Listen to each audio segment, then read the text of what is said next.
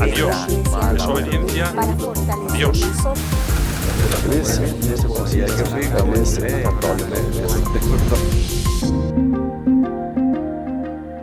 Welcome.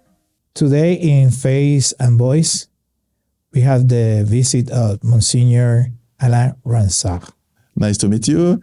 Good evening, everybody. Nice to meet you. In the experience in the Principal Pastoral Challenge, the facing of the church in Guiana, in Amazon, and what is the way and the challenge connect those experiences in other Amazonian countries? Yeah, we have many challenges. I think the most important challenges is the pollution of the environment, of the biome, but also the pollution of spirit, because we have a lot of sects, evangelists and so on. We came and, the same way that the men we are making illegal extraction of gold are polluting the rivers and the country, the people with the mercury. The same way they destroy the cultures of the indigenous people, especially because they say to them their ancestral cultures are evil, and they have to put it apart, to put it aside. That is evil, that is wrong, that is the devil, a devil culture, a culture created by the devil, and that is a pollution also of spirit, like we have a pollution of the ground, of the rivers, and of the body of the people, because they are eating fishes coming from the rivers, and which has been polluted by the mercury especially.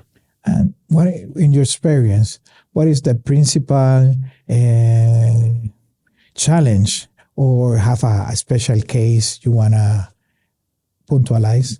Yes, I have in mind, some pastor coming with a helicopter, coming to villages and taking the money of the people when they have receiving the money from the state, because the church give money to the people each month, and the people are becoming poorer in mind, in culture, in resources, and I think that's a big challenge for us. But it's a challenge which is linked with other challenges, especially to be present to those people, those villages. We are very disseminated all along the rivers, the river of Oyapoke, but not only, the river of Maroni, and we have a lot of villages in which the priest goes from time to time. We try to at least to be present one each month, but it's not always the case. So the communities have to take them to be autonomous, to continue to have a community life. I would say that to have a Catholic life without the presence of the priest. That's a very big challenge for us, because the priest cannot be present in each villages at any time, because the country is so large. The diocese is as large as Portugal. So I have just 30 priests, and it's very, very difficult to deal with such a great country, and so the long distances, and also the cost of the distances, the time you have to take to go from a place to another place.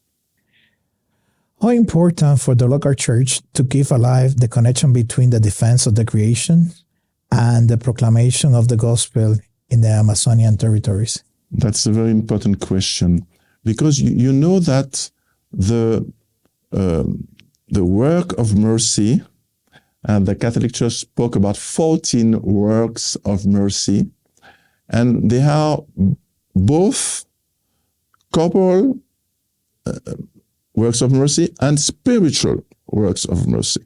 that is very important to those different work of mercy to be linked together. We have to go to promote human development, promotion of human people, but also to evangelize, to announce, to proclaim the charism, to proclaim the good news.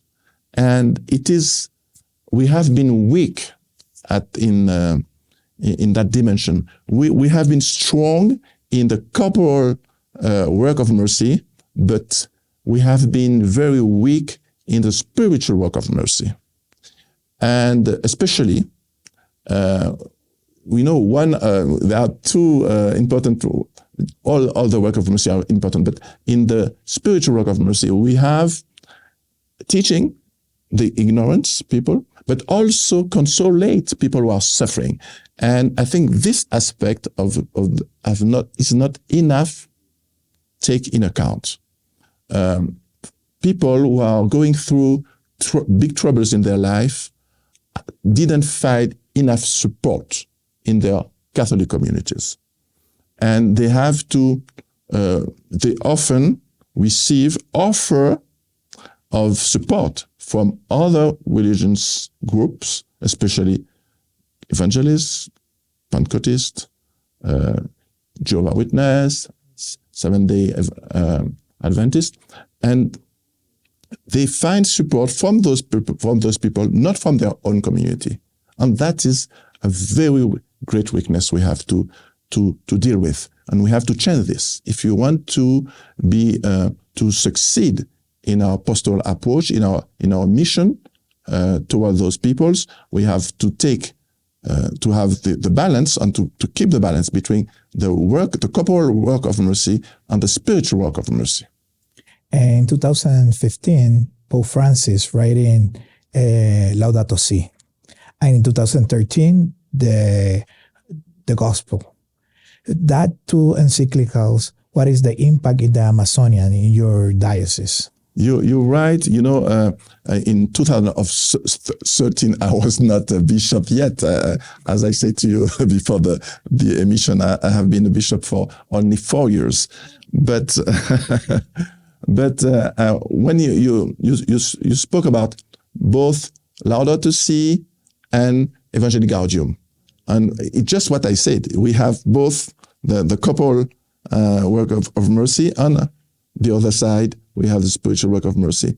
And those two encyclicals are giving us the tools to keep the balance, a good balance between those work of mercy, corporal workers of mercy, and spiritual work of mercy. And we try to do that. I would say that in my diocese, we try to do both, especially in education for young people, for taking in account, sick people, organizing the help to the migrants people. That is corporal works of mercy. But also we put in place many time for the people to be listened on, also time of consolation, in which we are praying with the priest and the bishop. I do it each Sunday during the Vesper in the cathedral. I have a prayer time with the psalm, and after a time of prayer with the sick people who are sick. We are people who are going through big troubles, and we have a time of prayer. It lasts 1 hour, but the people are very happy.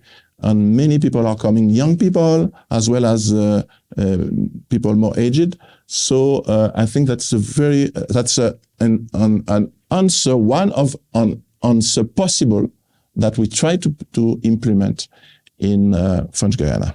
In the way of synodality, what is the response of have this encounter of the Bishop of Amazonia countries be together in one spirit, one silent, discern, and fraternity? Yes, that's very, very important, this meeting with the bishops of Amazonian area, because we are facing same challenges. And first, we are making Triama is a place for us to meet. It's create a place for us to know each other, or to know each other, and to think, to discern together, and to look for solutions for our own diocese, local churches, but also for all the Amazon area. Thank you for sharing your time and your experience. And we hope to work together in the future to continue to spread the gospel in the Amazonia. Thank you. Adiós. Desobediencia. Dios.